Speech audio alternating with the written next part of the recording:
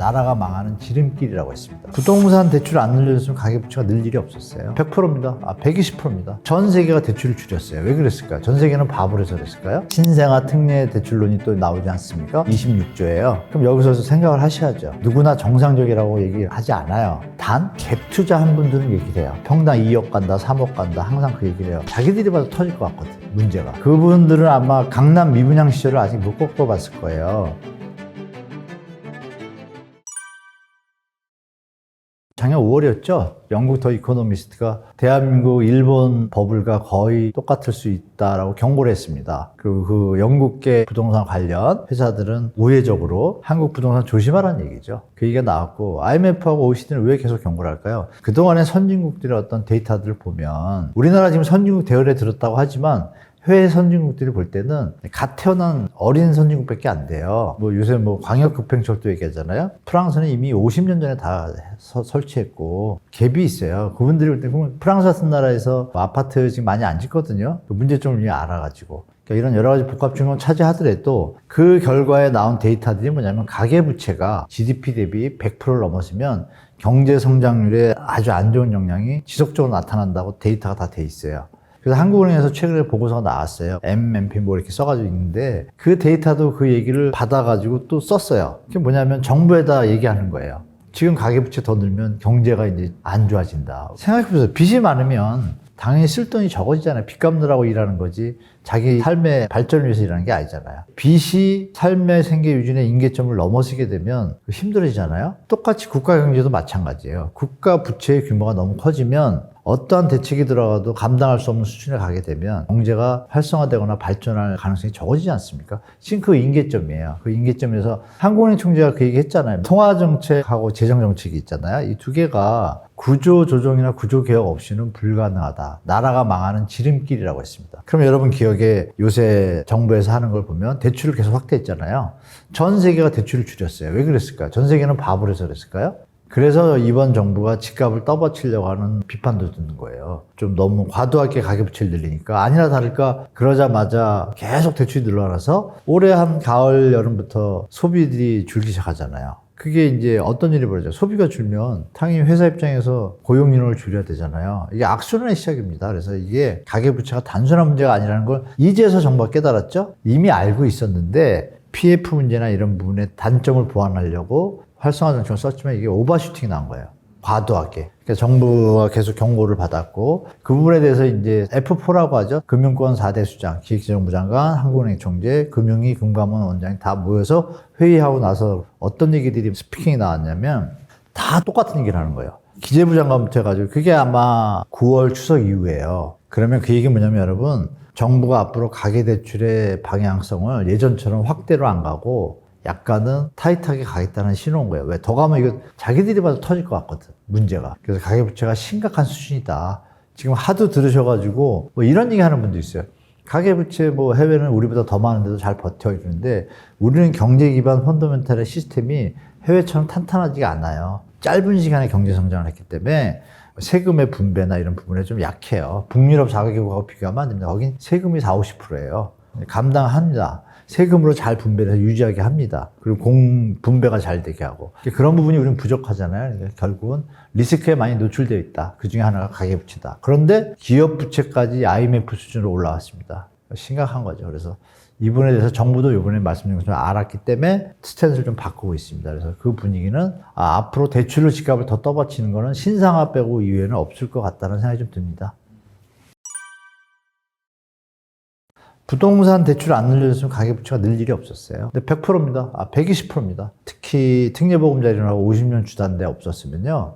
다들 긴축을 들어갔을 거고 주택가격은 계속 빠졌을 겁니다. 쭉쭉. 그럼 그게 되게 아픈 고통의 시간이지만 PF 현장은 터졌었고 아픈 시간이었지만 더 이상 내려가지 않는 임계점이 또 있을 거 아니에요. 바닥에. 그러면 이제 올라갈 일만 남았잖아요. 그 시장이 돼야지 사실 대한민국이 앞으로 좀 성장 동력을 얻었었는데 아픈 걸 갖다 더 아프게 하면 병원비가 더 들잖아요. 약간 그런 상황으로 좀 가고 있습니다. 미국에서 물가가 막 오르고 경제가 버블이 막 심할 때 폴 보커라는 양반이 1979년도 80년대에 금리를 갖다 2배로 올렸어요. 그때 금리도 높았습니다. 거의 10% 수준이었는데 그걸 한 20% 가까이 올렸어요. 1년 반 만에. 그래서 한 2년, 3년 되게 고생했습니다, 미국이. 왜? 말씀드린 것처럼 피청산해야 되잖아요. 고통이 있죠. 그러고 나서 20년 동안 호황을 누린 겁니다. 그러니까 아픈 게 없어지면 당연히 좋아지잖아요. 그걸 우리가 했어야 되는데 타임을 놓쳤어요. 왜? 가계부채나 부동산에 너무 급격하게 변동성이 강하다 보니까 어떻게 보면 나쁘게 얘기하면 우왕좌왕. 정부, 당국 관계자분들이 우왕좌왕 하신 거고, 좋게 얘기하면 최선을 다한 건데, 결과론적으로는 사실 좀 안 좋은 방향으로 지금 왔기 때문에, 이제라도 다시 한번 좀 조정해서 건전한 쪽으로 이제 바뀌어야 되는 건 뭐 중요한 것 같습니다. 우리 시청자분들이 아시겠지만 올해 1월부터 13대책이었죠. 여러 가지 뭐 분양권 전매 제한, 뭐 실거래, 뭐 청약 제한 완화, 대출, 거기다 대출에서 이제 특례 보금자리론이 40조, 39조 6천억 예산 초과했습니다. 실제로 41조가 투입이 됐어요. 근데 그런 대출 확대하고 투자 환경을 좀 활성화하는 정책들이 나온 바람에 투자 환경이 좋아졌죠. 좋아지면서 다시 회복을 거뒀습니다. 작년에 그렇게 급락하던 시장이 갑자기 선회하는데 한 2달 정도 수밖에 소요가 안 됐어요. 대책이 나오고 1월은 큰 힘을 못 쓰다가 이제 2월, 3월부터 본격적으로 이제 회복장이 시작됐습니다. 물론 정부의 인위적인 경착륙 방지 정책이었는데 그것이 일단 효과는 있죠. 당연히 돈이 투입이 되니까. 대출금리도 시중금리에 비해서 조금 낮다 보니까 많은 이제 2030, 40, MZ세대들이 좀 활용을 많이 한 것 같아요. 실제로 상반기 아파트 거래량의 64% 가까이가 2030, 40 분들이 사셨어요. 그래서 저는 개인적으로 영골2가 될 수도 있으니 무리해서 가지 마시라고 했는데 그게 이제 예측되는 것이 뭐냐면 모든 경제 이론을 들여다보면은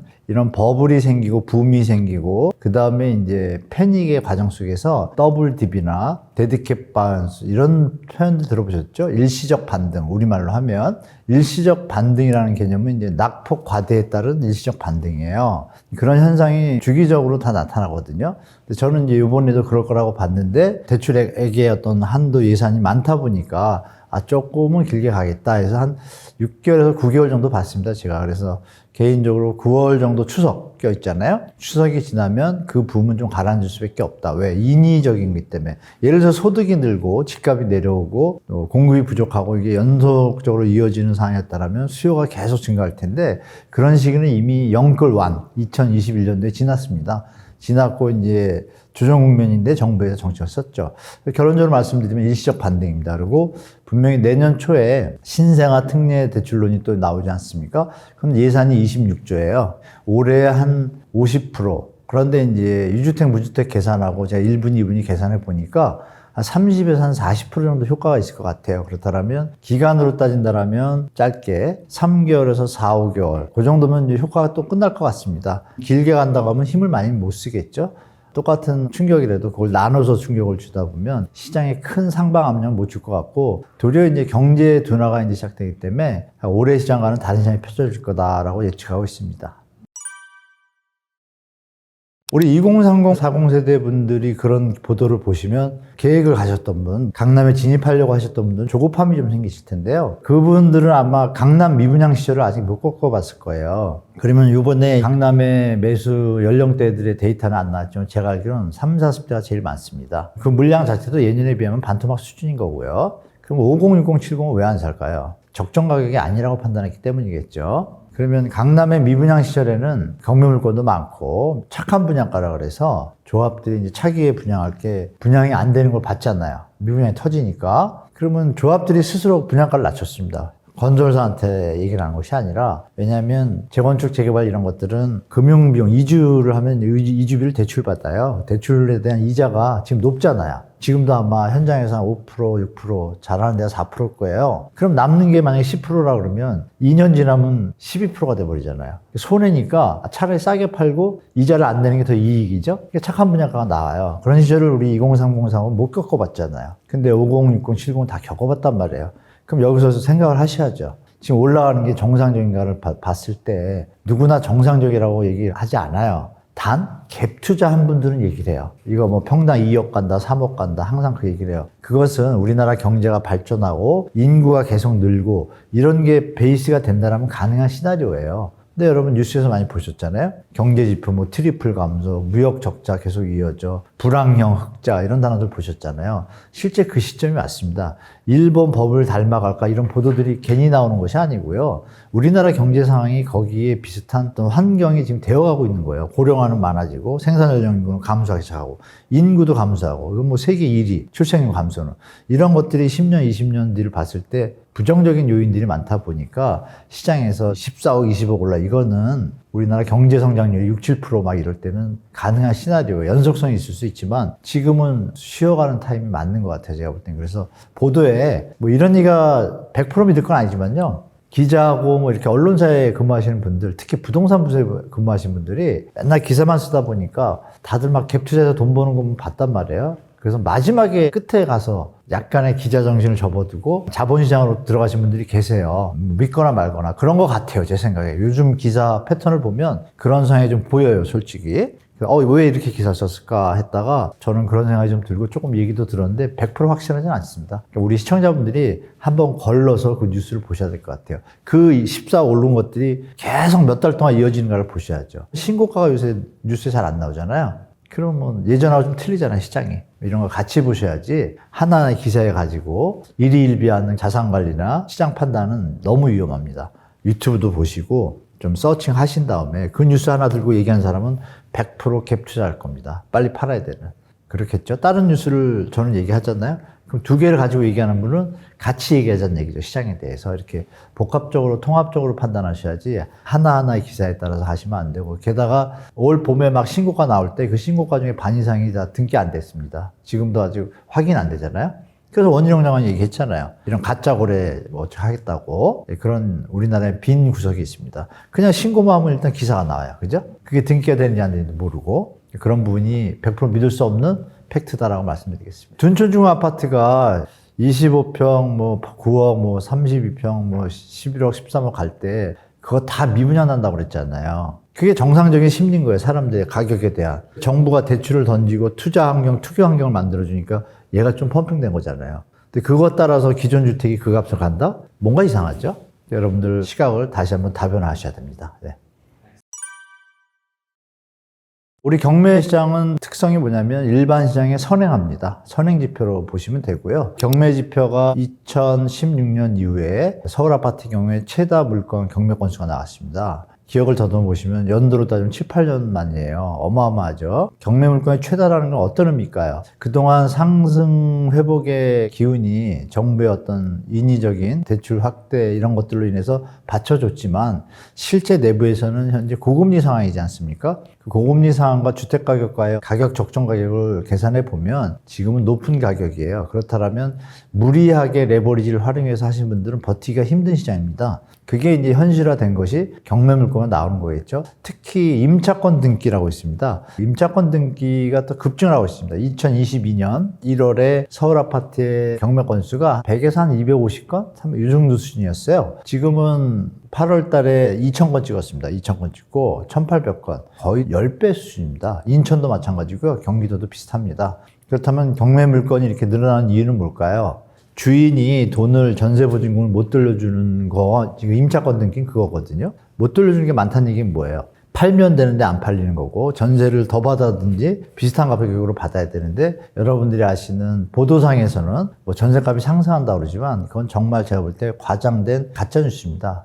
일부 지역만 상승을 하죠. 전국적으로는 다 하락하고 있습니다. 너무 전세 가격이 높았었기 때문에 전세 대출을 받은 분이 서울 아파트, 경기도 아파트 경우에 한 70% 정도였어요, 그동안. 그분들이 고금리를 버티기 힘들잖아요. 그럼 다운사이징을 해야겠죠? 다운사이징을 해야 되는데 나가야 되는데 돈을 못 줘요. 못 주면 어떻게 돼요? 지금 이 말씀드린 임차권 등기가 늘어나는 거고 이 물건도 아까 말씀드린 경매 물건의 수에 들어가지 않습니까? 이런 것들이 앞으로 좀 추가적으로 누적적으로 증가할 조짐이 많아요. 그래서 말씀드린 대로 선행지표잖아요. 그래서 경매시장이 선행지표이기 때문에 하향을 지금 시작했기 때문에 작년 하반기죠. 2020년 하반기. 그때 모습하고 거의 대자뷰입니다. 그래서 우리 시청자분들은 다시 조정이 올 수 있겠다라는 확률을 한 90% 이상 두시고 자산관리 임하시는 게 좋을 것 같습니다. 경매 지금 상황의 지표를 좀 해석해드리면 낙찰 가율이 있고 낙찰률이 있어요. 낙찰률이 이제 10개 물건이 나왔으면 3개가 낙찰이 됐다 그러면 30%죠. 그게 낙찰률이고 낙찰 가율은 경매를 낼 때 이제 감정을 해가지고 경매 가격을 정하잖아요. 시세 뭐 조사해서. 그럼 만약에 5억에 내놨다. 그런데 얘가 4억에 낙찰이 됐어요. 그럼 80%잖아요. 낙찰 가율은 80%입니다. 그러니까 이렇게 생각하시면 되겠죠. 그러면 현재 지금 30%대에서 26.5% 떨어졌어요. 저번 달에. 그러면 30%라고 잡아볼게요. 그러면 70%의 물건은 낙찰이 안 됐으니까 한 몇 개월 뒤에 다시 경매를 다시 붙입니다. 다시 붙일 때 20% 정도, 수원하고 부천 이쪽은 30% 디스카운팅 해가지고, 왜 낙찰이 안 되니까 싸게 팔아야 되잖아요.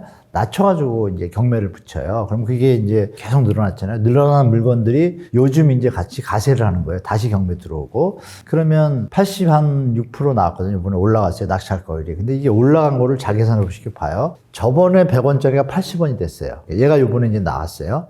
얘가 80%다 그러면 어떻게 돼요? 80%에 80%니까 88, 64. 64%가 되는 거죠. 그러면 예전의 시세에 비해서 지금 60에서 70% 수준에서 가격이 형성되고 있다고 예측할 수가 있겠죠. 그리고 중요한 건 경매 물건이 계속 늘어나잖아요. 계속 그 추세가 이어질 수도 있잖아요. 그래서 낙찰가율이 올라가는 거에 대해서는 경매 낙찰률이 올라가면서 낙찰가율이 올라가면 이거 상승세죠. 그죠? 낙찰률도 올라가는데 낙찰가율도 올라가면, 근데 낙찰률은 내려가는데 낙찰률이 올라가는 건 계산을 지금 말씀드린 대로 정확하게 하시는 게 시장을 잘 보시는 거예요. 그래서 지금 상황은 선행지표라고 말씀드렸다시피 모든 지표의 방향이 하향 조정으로 가는 게 경매 지표에도 나타나고 있습니다.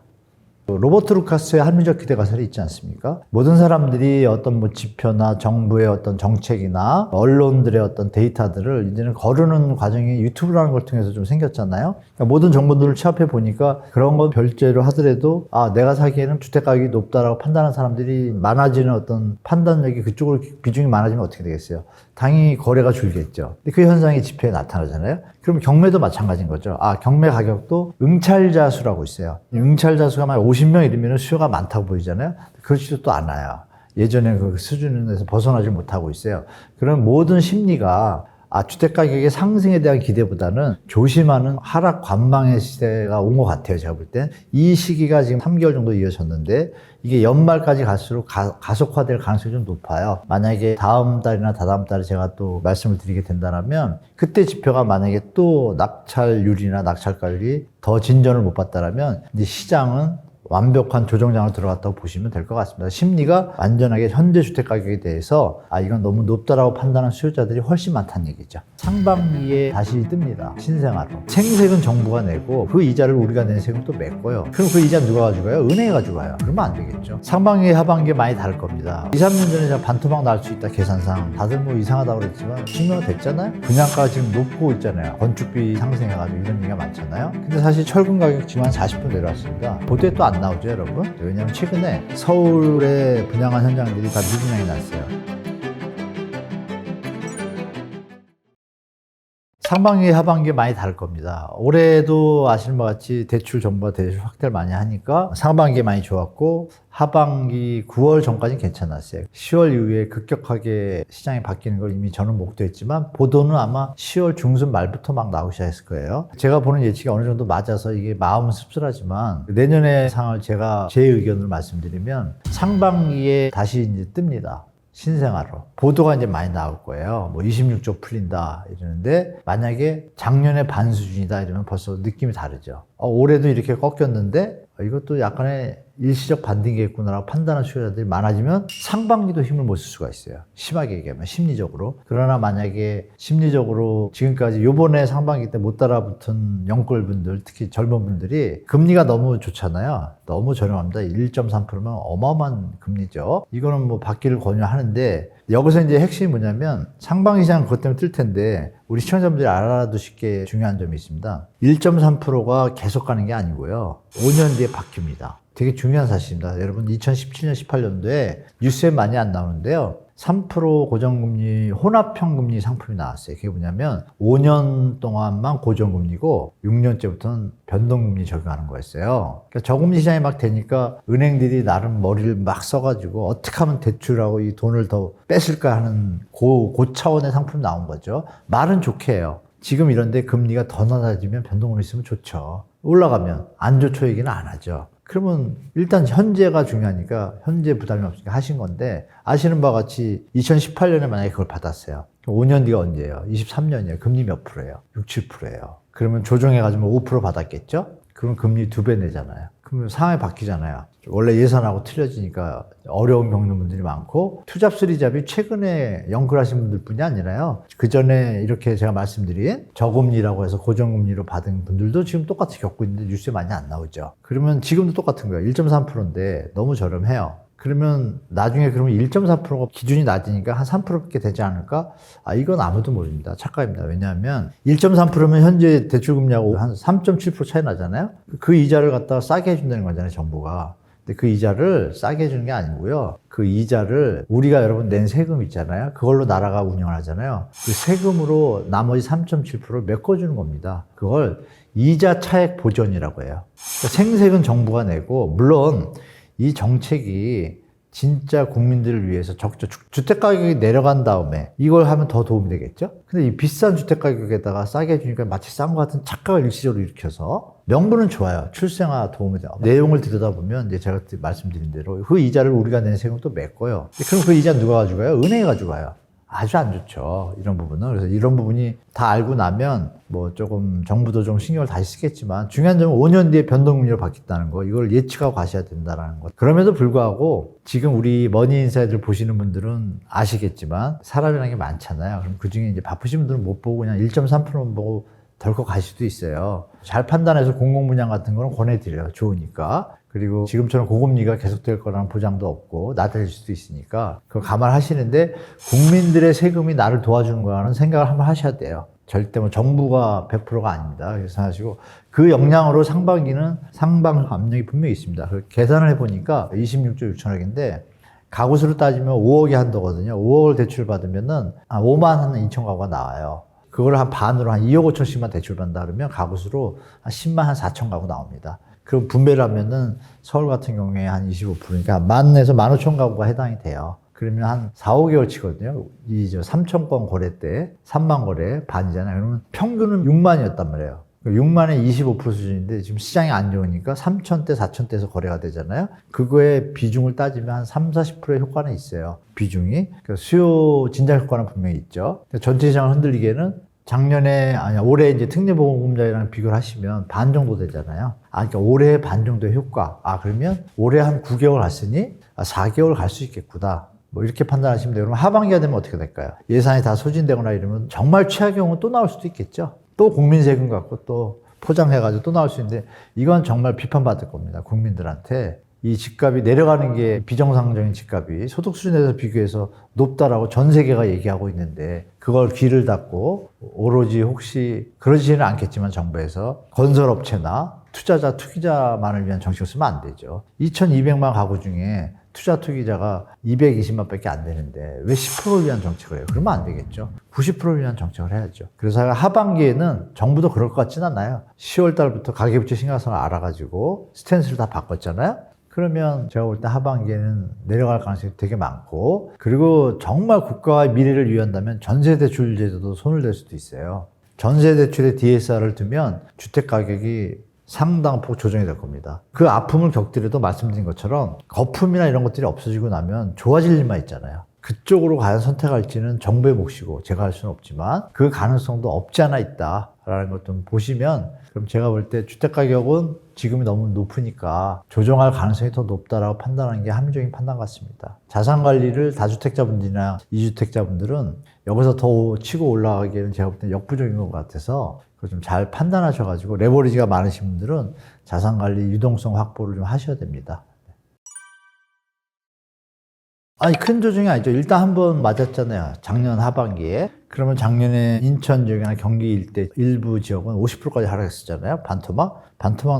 이 얘기도 좀 첨언해서 드리자면, 2, 3년 전에 제가 반토막 날 수 있다 계산상 4, 50% 할 때 다들 이상하다고 그랬지만 실제로 증명은 됐잖아요. 됐고, 서울은 이제 희소성이 있으니까 35%까지만 내려갔었고, 그럼 우리가 생각할 게 현재 시점을 볼게요. 회복했다고 하는데 서울 수도권은 한 80에서 강남 4구 일대는 한 90%까지 회복을 했어요, 지금. 나머지 한 80에서 85% 사이에요. 평균이에요. 그럼 어느 지역은 70 몇 프로인데도 다른 데서 90% 회복하면 평균 내면 80%가 넘잖아요. 그러니까 어느 일대 지역들은 한 75%까지 빠져 있단 말이에요. 지방 같은 경우도 한 80%대 85%이 상태예요, 지금. 그러면 더 빠지면 여기서 10에서 15%, 20%더 빠지면 제가 말씀드렸던 그 마지막 바닥이 되거든요. 그러니까 앞으로 떨어질 때는 지금 수준에서 15%, 20%가 갭이라고 봐요. 이미 어느 정도 10%, 15% 조정 받았잖아요. 그래서 지금 많이 회복됐다고 하지만 실제로 꼭지에 비해서는 다 내려와 있거든요. 내려와 있으니까 그걸 감안하시면 지금 말씀하신 것처럼 뭐 심한 분들은 바닥이 아니라 지구 해끝까지 내려갈 수 있다 이런 표현도 쓰는데 그건 아니고 우리 소득 수준하고 비교해 보면 말씀드렸던 대로 PIR 지수로 한 12 정도 그걸 계산하면 앞으로 최소 15에서 30% 사이의 하락은 조정 가능하다. 이렇게 보시면 되죠. 예전에 여러분 기억날 때 집값 좀 오를 때 뭐 러시아 부호가 한국에 집을 샀다 이런 뉴스 많이 보셨잖아요. 요새 없잖아요. 왜? 러시아 부호가 보기에도 땡땡땡 비싸거든. 그러니까 맨하탄 가면 사는 거고 뭐 이렇게 되겠죠. 그래서 지금 시장은 한국의 부동산 관계되는 투자 회사들이요 거의 다 빠져나갔습니다. IMF 때 엄청 들어왔거든요. 뭐 영국, 호주 뭐 엄청 들어왔다가 지금 거의 다 빠져나갔습니다. 그리고 한두 개 업체가 살짝 들어와 있는데 그럼 그 얘기 다 끝난 거 아닌가요? 한국의 어떤 상대적 가격이 투자성이 없다고 판단되니까 빠져나갔겠죠. 뭐 그렇게 저는 말씀드리겠습니다. 요즘 와가지고 개인적인 건데요. 뭐 미국이나 호주 이런 데서요. 거기 그동안 잘 지냈는데 한국의 수요자들이 사주기를 바라는 큰 업체들이 자꾸 들어와요. 미국에 투자라고. 그러면 한국이 더 올라갈 가치가 있으면 미국에 투자라고 함부로 얘기 못 하잖아요. 미국이 지금 조정받고 있잖아요. 그러니까 상대적으로 거기가 저렴하니까 투자를 권유할 수 있게 된 거겠죠? 실제로 PB센터라든지 VIP 되는 데 있죠? 그쪽 분들이 한국 부동산보다는 지금 해외 부동산 시차를 많이 다니고 있습니다. 여기까지 말씀드리면 여러분 미루어서 예측을 하는데 조금은 도움이 되실 겁니다. 무주택자 입장은 지금 마음은 되게 편한데 고통을 못 느끼시니까 그렇죠? 뭐 금리 부담 이런 거 많이 받는 다만 전세 대출을 많이 받았을 경우에 조금 부담되셔서 다운사이징 하는데 좀 피곤하실 텐데 이사 가시느라고 여하튼 전세에서 목적은 뭐 내 집 마련인데 시대가 변하고 있어서요. 지금 월세 수준하고 집값하고의 이자 비용을 계산하면 만약에 거주의 안정성만 있다면 임차가 더 편한 상황이 될 수도 있는 거예요. 심하게 말하면 세금도 안 내고. 근데 그거를 이제 비교를 했을 때 갔는데 무주택자 입장에서 그래도 대한민국은 뭐니 해도 부동산이라고 하는 패러다임이 있잖아요. 실제로 편하고 왜냐하면 이사를 안 다니니까. 그러니까 이사에 대한 부분을 만약에 정부나 정책 위반자들이 잘 만들어준다라면 주택 가격 안정에 또 도움이 될 텐데 그 부분은 아직 기다리기엔 좀 빠른 것 같고. 그럼 무주택자 입장에서 현재 그러면 집을 마련하는 게 그나마 제일 최선의 방법인데 그렇게 계산할 때 공공분양이 물량이 좀 많이 나온다고 제가 저번에도 말씀드렸을 거예요. 분명히 가을 지나서 연말 내년 초에 공공분양 많이 던질 거다 정부에서 여러 가지 정치적 입장에서 던질 수밖에 없다. 그리고 공공택지가 그 전 정부에서 집값 막 오르니까 부랴부랴 막 택지 많이 만들어 놨잖아요. 보상도 다 거의 끝났단 말이에요. 그러면 열심히 빨리 분양하면 돼요. 근데 그거를 갖다 주택 가격이 작년에 내렸다고 해가지고 조절을 하겠다 뭐 이상한 김치 신소리 같은 얘기를 해가지고 깜짝 놀랐는데 2, 3년 뒤에 공급이 부족하다는 뉴스가 요즘 나오잖아요. 그런 거를 대비하기 위해서 주택 공급의 안정성을 위해서 공공택지를 미리 마련하는 거고 민간과 상관없이 안정적인 물량을 내기 위해서 하는 거예요. 그럼 하던 대로 하면 돼요. 근데 이 양반들이 이거는 뭐 여야 할 것 없이 정치적으로 이걸 자꾸 이용하니까 국민들이 피곤한 건데 다행히 이번엔 총선이 있어가지고 정치적인 것과 겹치잖아요. 그러니까 땅은 있는데 빨리빨리 분양을 안 했잖아요. 그래서 아마 3기 신도시나 인근 택지 기다리시는 분들이 젊은 분들이 화가 많이 나 있어요. 그걸 알았어요, 정부도. 그러면 정부 정책적인 면이나 정치적인 면에서 집권 여당에서는 다수당에서 좋은 정책을 써야 되잖아요. 좋은 정책은 뭐예요? 좋은 자리에, 좋은 가격에, 좋은 때에 분양을 많이 해주면 국민들이 좋아하겠죠. 특히 젊은 분들이. 그 시기가 된 거예요. 그러면 이 시기를 활용하셔야죠, 여러분들. 그 와중에 신생아도 던졌어요. 비판적인 부분이 있지만 분명히 우리 젊은 분들한테 도움이 되는 상품이잖아요. 그럼 여러분들 이걸 충분히 활용하셔야죠. 이걸 터부시하면 안 됩니다. 이거는 정부가 만들어준 환경이니까 이걸 충분히 활용하셔야 되니까 공공분양은 앞으로 광역교통계획망을 좀 참고하셔야 돼요. 조금 떨어졌다고 저거 하지 마시고 서울에도 어느 지역의 일부는 교통망이 아직도 안 좋아요. 근데 어느 지역은 서울이 아닌데도 뭐 신분당선 이런 거 뚫어주면 좋아지잖아요. 교통계획을 보셔가지고 공공분양 위치가 지금은 뭐가 멀어 뭐 이러지 말고 계획을 봐야 돼요. 지금만 사는 게 아니라 5년, 10년 살 거잖아요. 근데 거기에 뭐가 뚫릴 거예요. 그러면 그런 것들은 공격적으로 가셔야 되고, 기존 주택은 분양가가 지금 높고 있잖아요. 뭐 건축비 상승해가지고 이런 얘기가 많잖아요. 근데 사실 철근 가격 지금 한 40% 내려왔습니다. 보도에 또 안 나오죠, 여러분? 그러니까 이런 부분들이 조금 뭐 문제는 있지만, 분양가 지금 낮추는 게 살짝 시작되는 거로 제가 알고 있어요. 왜냐하면 최근에 서울에 분양한 현장들이 다 미분양이 났어요. 미분양의 현황이 틀린데, 청약은 다 완판인데 계약을 안 하는 거예요. 꽤 많아요, 물량이. 근데 그걸 무순이나 뭐 이걸 해서 이제 처리하고 있는데, 그 현장에 어떤 게 나온 게 뭐냐면 가격이 너무 높기 때문에. 이 현장들의 어떤 특성을 말씀드리면, 완판이 됐을 때하고 뭐 무순위가 나오던 미분양이 나왔을 때하고요, 이 공사 진척 관계나 나중에 준공 시기가 또 틀려져요. 그 기간이 또 빠지잖아요. 이런 것들 계산하면 부대 비용까지 따지면 완판이 제일 좋거든요. 그러니까 분양가를 조금 낮췄을 때와 미분양이 날 때를 비교해가지고 좋은 쪽을 택해요.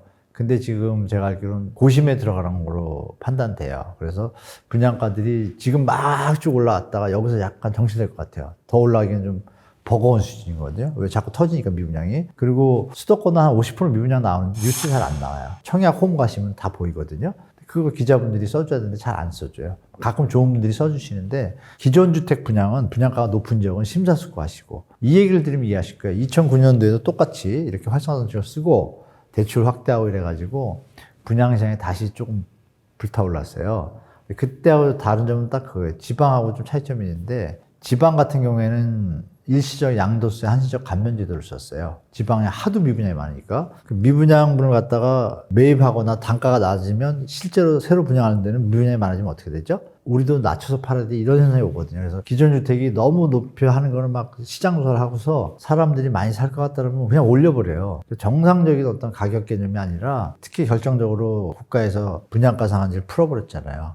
과도한 이익을 취하든 말든 손을 못 대게 풀어버린 거예요. 분양가 자율화가 되면 무조건 일단 어느 정도까지 갑니다. 갔다가 임계점이라고 판단되면, 이건 투자자 입장에서도 이건 내가 투자해서 나중에 좀 위험할 수 있는데, 이런 생각이 드는 시점이 오잖아요. 그게 말씀드린 2009년에 막 갔다가 2011년, 12년, 13년 입주잖아요. 입주할 때 서울 수도권의 마이너스 P가, 서울은 30% 현장이 마이너스 P였고요. 수도권은 60% 정도가 마이너스 프림이었어요. 그때 그분들 많이 괴로웠습니다. 그런 현장이 될 수도 있는 현장들은 피하셔라는 얘기죠. 철저하게 휩쓸려서 막 분양을 하시면 안 되고, 이게 정상 가격인가 한번 정확히 판단하시고, 기존 주택은 분양은 접근하시는 게 좋다. 그래서 무주택자분들은 공공분양을 1번으로 하고, 기존 주택 분양은 심사숙고해서 접근하시라, 이렇게 말씀드리겠습니다. 머니인사이드 시청자 여러분, 내년 부동산 시장은 약간의 혼동성이 있겠지만 전반적으로는 하향 조정이 시작될 것 같습니다. 여러분께서는 자산 관리에 지금 신경 쓰시고 건강 관리에 더 신경 쓰실 때지, 공격적으로 저분이 저기 하면 돈을 얼마 벌어, 여기에는 절대 휘둘릴 상황이 아닙니다. 경제 상황도 그렇고, 아시는 바와 같이 전쟁들이 여러 군데 터지고 있잖아요. 그리고 뭐 중국 대만 설도 나오고 리스크들이 너무 많아요. 이럴 때는 안전하게 자산 관리를 하는 게 제일 최고의 투자입니다. 여러분들 말고 제가 아는 뭐 VIP급 뭐 자산관리센터 이런 손님들도 보면 지금 공격적으로 투자를 절대 안 하고 있습니다. 여러분들이, 그분들이 왜 안 하겠어요? 뭐 저보다 다 공부를 더 하셨겠지만, 저도 사실 안 하나, 지금 현재 현금 보유? 뭐 이런 게 제일 안전한 투자라고 좀 말씀드리고 싶고, 한 내년 정도에 가서 시장을 보셔도 저는 문제가, 정치 이런 건 모르겠고, 그냥 벌려놓은 거나 잘하시죠. 10억짜리 아파트를 5억에 산다, 뭐 이러면 혹하죠, 일단 누구나. 일기 신도시 특별법이 최근에 손뼉치듯이 했는데, 거기서 깨달은 건 그런데, 정치인들은 오로지 그냥 펴구나, 난민도 아닌데 이주단지 만들어서 어떻게 가서 살 거예요? 초등학교 옮겨줄 거예요? 차근차근 해야죠. 네, 일기 신도시 특별법이 최근에 갑자기 야당이 손바닥 마주치듯이 손뼉치듯이 했는데, 좀 저도 살짝 놀랐습니다. 왜냐하면 거기서 깨달은 건 그겁니다. 정치인들은 국가 국민과 주거 환경과 주택가격의 안정성, 이게 첫 번이 아니구나, 오로지 그냥 펴구나, 이걸 다시 깨달았습니다. 왜냐하면요, 일기 신도시 특별법은 엄밀히는 노후주택단지 특별법입니다. 이게 나왔을 때가 대선 공약 때 나왔잖아요.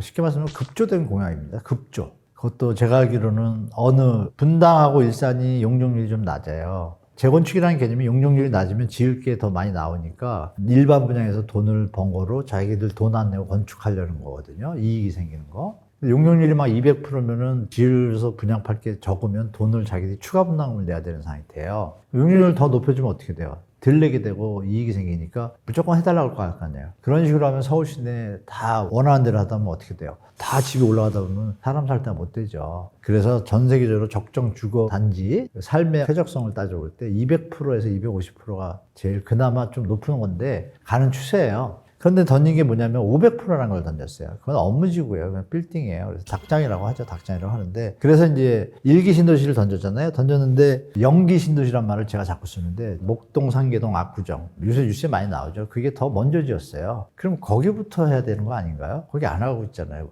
못 하고 있거나 조합 때문에. 근데 이거는 정부가 나서서 특별법에서 간다? 그러면 그 주인은 누구예요? 소유주들이잖아요. 소유주들이 열심히 뭉쳐가지고 하는 것도 지금 진도가 잘 안 나가는데 정부가 도와주는 부분은 뭐냐? 그냥 국가 예산 조금 기반시설 도와주는 건데 그게 문제가 아닌 거죠. 소유주 입장에선 자기 단지에 맞는가를 따지는 게 더 중요하잖아요. 그러니까 다른 연기 신도시들이 막 화를 내는 거죠. 지금 뭐 하는 거냐? 또 2기 신도시는 우리는 안 해줄 거냐? 이러다 보니까 이게 급조돼가지고 바뀐 게 노후주택 특별법이 된 거예요. 급조된 느낌은 들잖아요. 그죠? 전 세계적으로 어느 큰 지역의 주거지역을 대개조시키 수준이면 5년, 10년 공청회 합니다. 이 정책이 맞는지 안 맞는지. 그럼 맞았다고 했을 때 각 주체들의 원하는 바, 물론 정부가 가고자 하는 방향도 알잖아요. 거기에 맞춰서 한다면 충분히 한다면 시작하는 게 맞아요. 근데 이게 갑자기 나온 건 뭔지 여러분도 아시잖아요.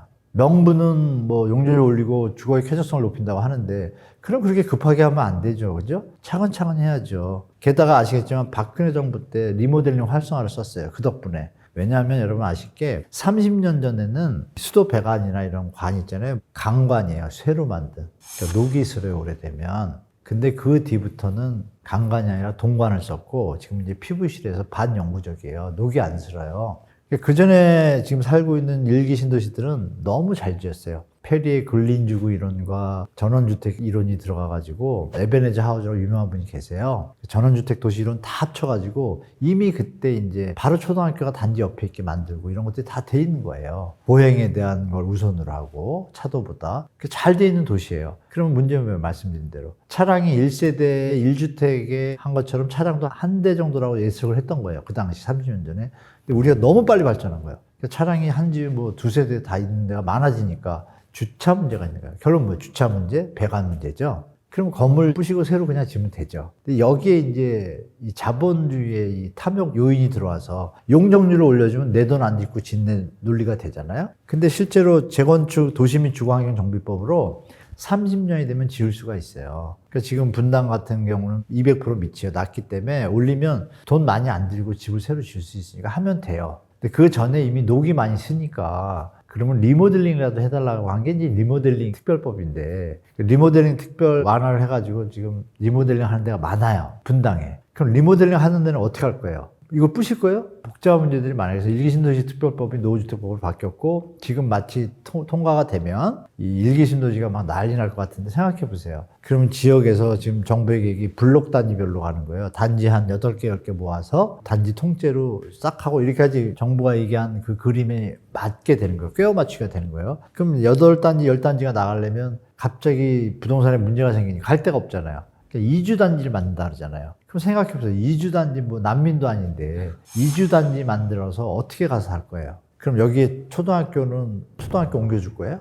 이런 문제도 지금 하나를 들여다보면 좀 이상하잖아요. 그럼 그래서 5년 10년 걸리는 건데 이걸 급하게 하다 보니까 지금 뉴스에서 붕 떴잖아요. 떴지만 기간을 계산해 보면 블록 단지가 8개면 이 사람들이 나가고 2주 단지에 살지는 모르겠지만 살다가 다시 들어오려면 시간이 얼마 걸릴까요? 그 블록별로 해가지고 할 때 나갈 때 자기 돈 계산할 때 내 재산을 얼마 쳐줄지 서로 또 협의해야 될 거 아니에요. 그럼 그 사이에 그 지정이 되고 이 단지가 먼저 한다 할 때 그럼 옆에서 우리 단지부터 먼저 해줘 이러면 어떻게 될 거예요? 또 조정해야 되죠. 어떤 이유로 여기부터 하겠다. 심하게 되면 추첨제 할지도 몰라요. 이런 여러 가지 복합적인 문제들이 많아서 분명히 가야 될 방향은 맞아요. 그러면 원래 도시및 주거환경정비법상 30년이면 되는 거니까 기존에 하던 리모델링에 30년 된 단지들이 알아서 차곡차곡 하면 전혀 문제가 없던 거예요. 근데 정부의 명분은 뭐냐면 10만 가구를 늘려서 공급하겠다예요. 그럼 30만 가구에서 10만 가구 25% 30% 늘리는 건데 그러면 옆에 그냥 빈 땅 많거든요. 거기 새로 하는 게 훨씬 효율적이잖아요.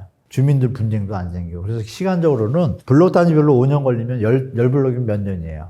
50년 걸려요. 아니면 이 블록을 넓게 가지고 어마어마한 단지와 어마어마한 물량 한 번에 다 이렇게 싹 없애고 해야 되는데 그럼 이주 단지 또 어마어마해지고 일이 좀 여러 가지 좀 걱정되는 부분이 많아요. 분명한 것은 새로 지어야 되는 건 100% 맞아요. 짓는 방법이 리모델링이 있고 재건축이 있는데 이 법이 나온 겁니다. 이 법이 완벽하게 되려면은 각각 주체 지역마다 다 이 의견이 통합돼야 되는데 급하게 가다 보면 다른 부분으로 인해서 좀 문제가 생길 수도 있겠죠. 그래서 좀 오래 걸릴 것 같아요. 그래서 심하게 얘기하면 제 아들이 아니라 손자 정도 돼야 그 집에 들어갈까? 그래서 급하게 일기 신도시에 대해서 가야 되는 방향은 맞고 하나 지금 너무 급하기 때문에 법만 통과되지 뭐 시행균형, 시행규칙, 지구단위 계획 이런 거 만드는 시간 많이 걸리거든요. 그래서 그런 부분 생각하셔가지고 본인이 내가 지금 사면 이거 뭐 5년 뒤, 10년 뒤에 입주할까? 그건 좀 섣부른 좀 판단이신 것 같습니다. 차라리 그냥 재건축 조합이 있어요. 그대로 하겠다고 해요. 그럼 그게 더 빠를 수도 있죠. 만약 안 한다고 가정을 할게요. 법을 통과했는데 우리는 그냥 우리 단지는 재건축하겠다 그러면 어떻게 되죠?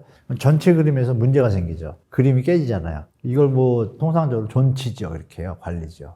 안 하겠다고 한다고 넘어가면 어떻게 돼요? 왜 국민재산권을 함부로 니들이 하냐고 해서 위헌 소송할 수도 있는 거고 이런 문제점도 있어요. 그러나 그냥 놔뒀다고 가정을 할게요. 이미 법이 있잖아요. 그냥 하면 돼요. 주민들이. 저는 그게 더 그 상태에서 차라리 정부에서 이렇게 막 오버슈팅 할 게 아니라 도와주는 형태, 재건축, 재개발, 재건축이 신속하게 될 수 있도록 지원하는 형태가 더 국민을 위한 게 아닌가 좀 그런 생각이 듭니다. 대한민국이 유달리 정치하는 양반들이 좀 정신 상태가 제가 볼 땐 정말 건전하지 못하다고 봅니다. 대학생만 되셔도 느낄 거예요. 제가 이 얘기 드리면 맞을 것 같습니다. 젊은들한테 몇 분한테 물어봤어요. 제가 직접. 저희 또래 생각은 이게 정치적으로 쓴다는 느낌이 많은데 젊은 분들은 어떻게 생각하는지 물어봤더니 우문현답이 나왔는데요. 정치 이런 건 모르겠고 아니 그냥 벌려놓은 거나 잘하시죠. 이렇게 하시더라고요.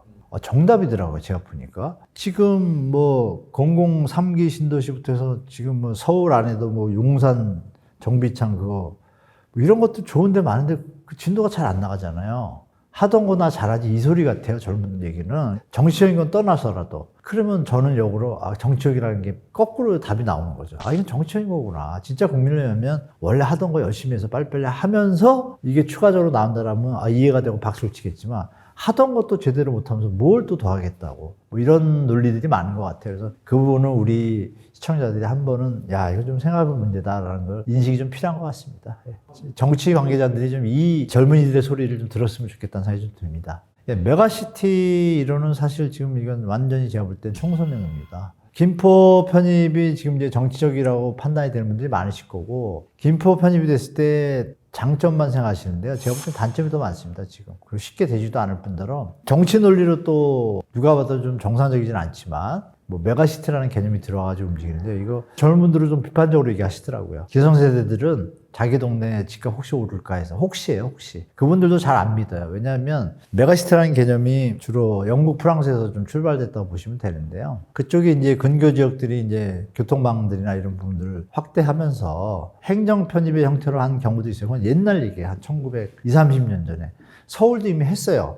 지금 강남구 일대가 시흥군 뭐 거기서 다 잘라 나온 게 경기도께 들어온 거거든요. 그러니까 제가 볼 때는 밑에 강남 지역 일대는 대부분이 다 경기도였어요, 예전에. 그러니까 그때 이미 메가시티화가 된 거예요, 우리가. 강남하고 동작구, 관악구 이런 것들이 들어오면서 메가시티가 된 겁니다. 영등포구 이런 것들이. 된 상태에서 지금은 굳이 그것을 그 지도상으로 봐도 길쭉하게 삐쭉하게 돼 있어요. 그런 데가 전 세계에 없습니다. 이거는 약간 문제가 있다고 보고 김포 시민들도 이제 아셔야 될 게 여러 가지 장점 딱 하나죠. 그냥 이름 서울. 그러면 서울의 북부 지역에도 교통시설이 안 좋아서 주택 가격이 제대로 평가 못 받는 데가 많아요. 그럼 답은 뭐예요? 같은 서울인데. 같은 서울인데 여기는 20억인데 저기는 왜 6억이에요? 그러니까 그 김포 편입의 그 문제는 부동산적으로 정치적으로 자꾸 이용하는 경향이 많다고 봐요. 제가. 이것도 공천을 충분히 거쳐야 되는데 먼저 할 일은 그냥 5호선 놓고 고속도로 2개 더 놔주면 돼요. 그렇죠? 그러면 편입하고 상관없습니다. 그러니까 개념이 생활권 계획이라고 하는데 생활권이라는 건 뭐예요? 아침에 일어나서 출근하고 퇴근하고 이게 다 같이 되는 데를 얘기하는데 지금 2기 신도시도 다 생활권이잖아요. 지금 서울에 밀집되다 보니까 업무가. 그러면 그걸 분산할 생각을 해야지. 도리어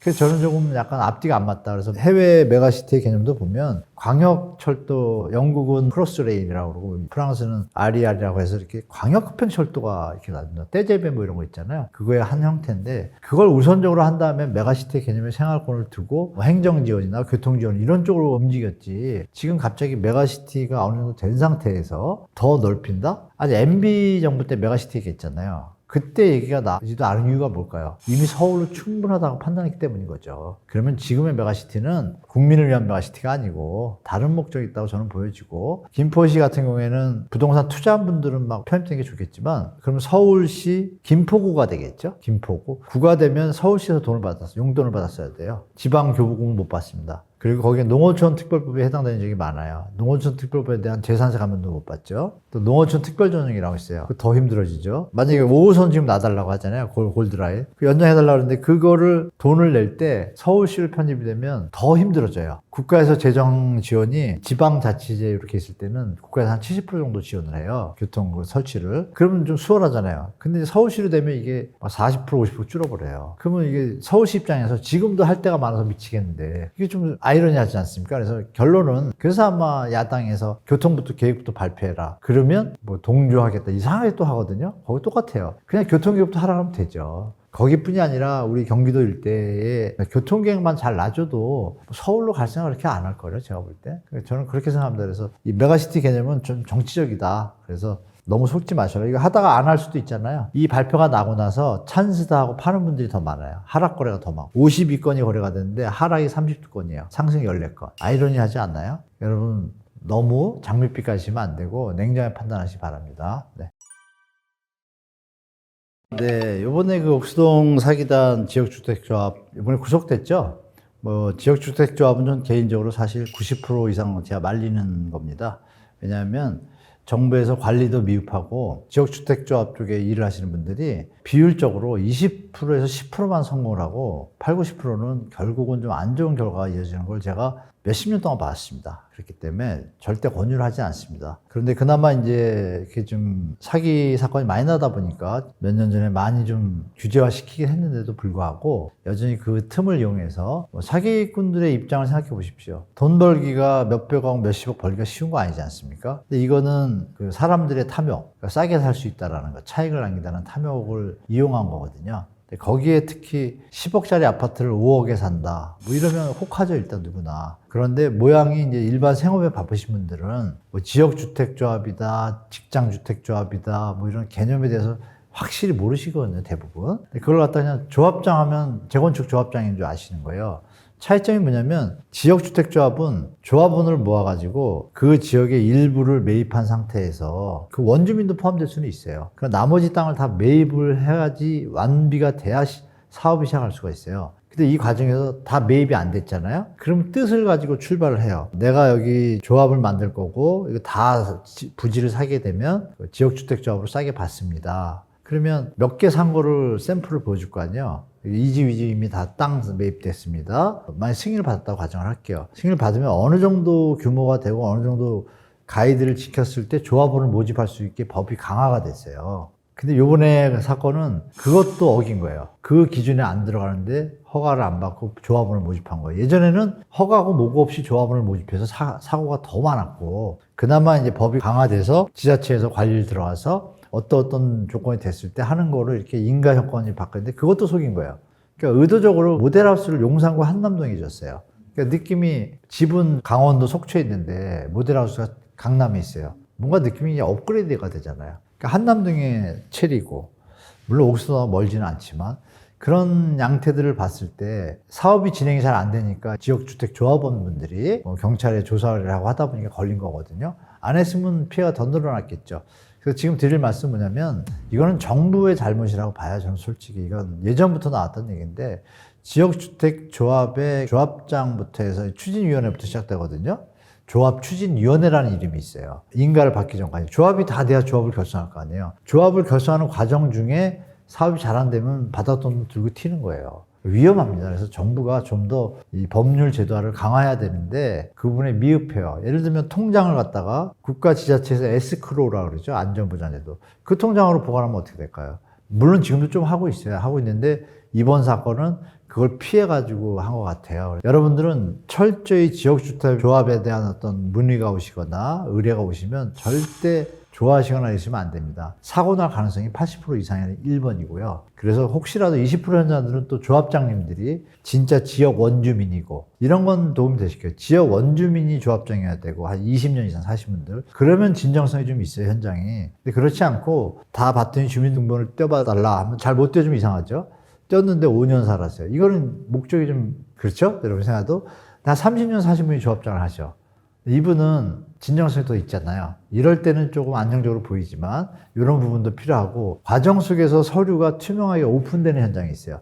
요즘은 그거를 관리하기 위해서 공개하게 되었거든요. 공개하는 회의록이나 그 일지가 딱 보면 알잖아요, 여러분. 예, 우리 학생들이 숙제를 잘했는지 안 했는지 알잖아요. 그런 것처럼 공개 회의록을 보면 내용을 좀만 보시면 아 여기 믿을 만하다 안 믿을 만하다 이런 분간이 되거든요. 그런 과정 없이 그냥 10억인데 6억이다 여기 혹해가지고 하시면 정말 낭패 보는 일이 많으니까 조심하셔야 되고 다시 한번 말씀드리면 정부에서 국회의원들이 뭐 맨날 싸우지 말고 이런 부분 사실 머리도 똑똑한 분들 아니에요? 모이셔가지고 1박 2일이면 이건 해답안이 다 나오거든요. 일부러 일을 일으켜가지고 뭐 변호사들 수입 늘리려고 하는지 모르겠지만 제가 볼 때는 이런 부분이 생기면 피해자분들은 얼마나 힘들겠어요. 국가가 제도를 잘못 만들어서 사기가 터진 거 아니에요, 이거는. 그죠? 이런 부분은 우리 시청자분들도 항상 조심하시고 우리 정치하시는 분들이 좋은 분들이 좀 나서셔가지고 좀 더 제도를 좀 강화시키면 이런 사고를 미연에 방지할 수 있다는 말씀을 드리겠습니다. IT 산업과 반도체를 전체적으로 함께 볼 생각입니다. 왜냐하면 반도체는 IT 산업을 이루는 근간이고 핵심이 되기 때문에 최근 서울에서는 물 들어왔을 때 노져야죠. 대형 평수 아파트 하나, 소형 하나, 한가 하나 바꿔도 돈이 남아. 이것만 아셔도 부동산의 가격 전망을 어느 정도 하실 수 있다.